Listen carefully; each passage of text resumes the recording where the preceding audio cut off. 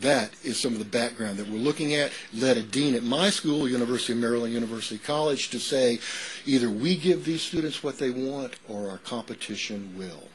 And there was another dean from another century ago who also put it another way. Adapt or die. Emergence, evolution, survival. That is exactly what we are talking about. It's against this background that the avatar enters. The avatar enters emboldened and embodied with its own 20, 30 years of background empirical research that has documented its effectiveness and why it is effective. And I wanted just to hit 3 quick reasons why it is effective from my review of the literature. And again, this is all in the handout. So please just sit back and relax and know that it is all there. Reason number 1, the personal agent effect. The idea that students perceive contact with an avatar as a genuine social interaction. And we know from other studies that the very idea that a student might perceive that this might be a social interaction instantly elevates that student's interest and motivation to learn. Thus, the predominance, the emergence of social media technology teaching tools. That's the personal agent effect. There is also the modality effect, the well-known, well-documented effect that when being given a visual presentation, students learn best if verbal information is spoken rather than written. They learn best if it's spoken rather than being written and spoken at the same time. So avatars combine both of these. Avatars provide that focal point for the social interaction, and they also are able to deliver the narrative of the information, therefore not overloading the short-term memory, which is what you're trying to avoid in the modality effect. There is also the social agent effect. Simply put, the literature seems to say the amount of social intelligence exhibited by an avatar greatly determines the success of the lesson. And by social intelligence, we mean all those competencies that we usually associate with successful interactions with other human beings. There's one caveat here. The higher the realistic appearance, the higher the social competency must be.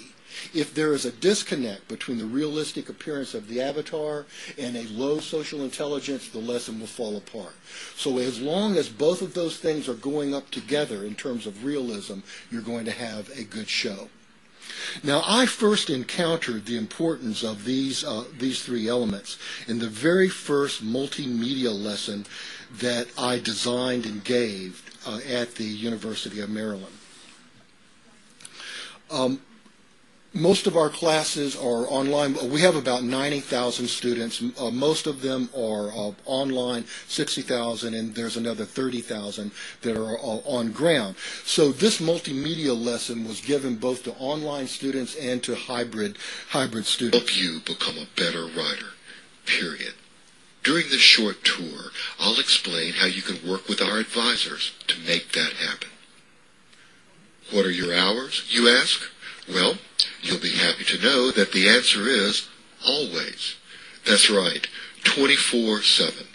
As long as this school is in session, we're here to help.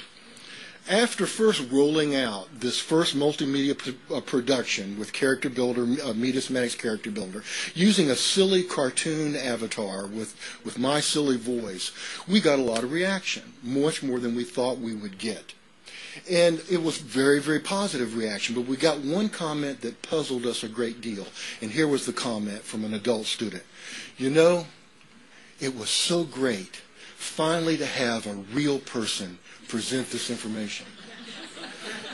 And we went, wait a minute, that's a cartoon. That is an embodied learning agent. It's not a real person.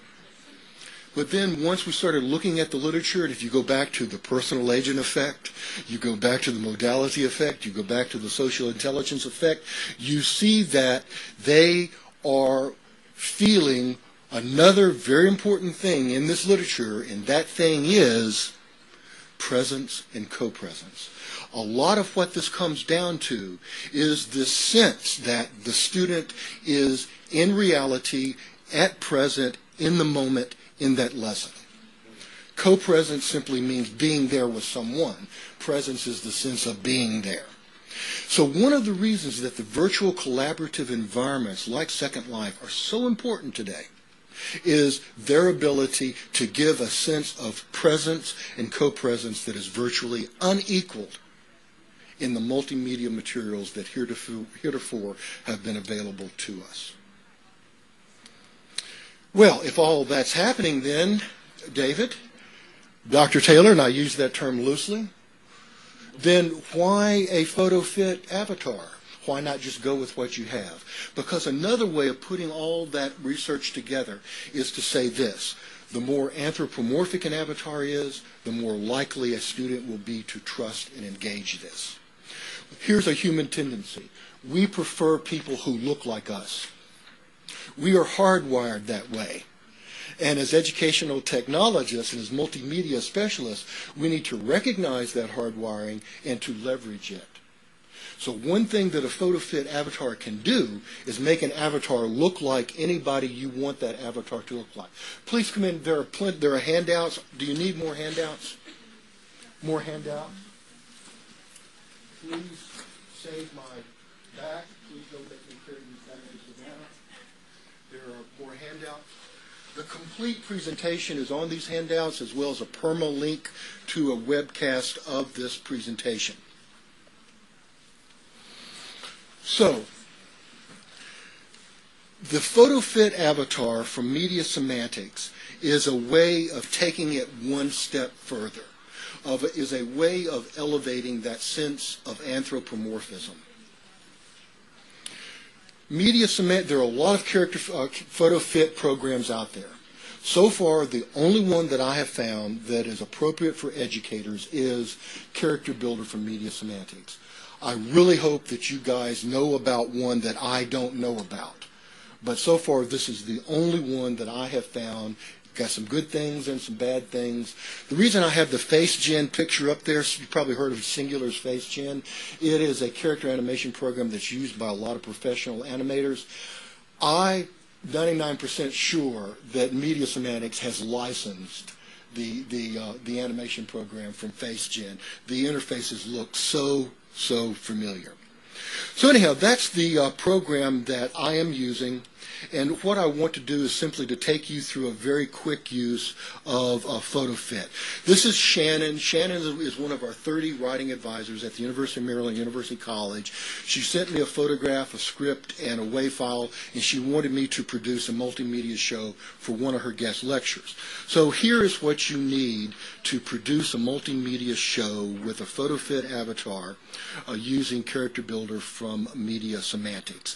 The first thing you need is, and again, all of these videos are voiced over on the internet, so don't worry about it. The first thing that you need is a photograph of that subject. That photograph must meet certain criteria. The face must be 500 pixels high. It must be in color. The subject must be looking at the camera.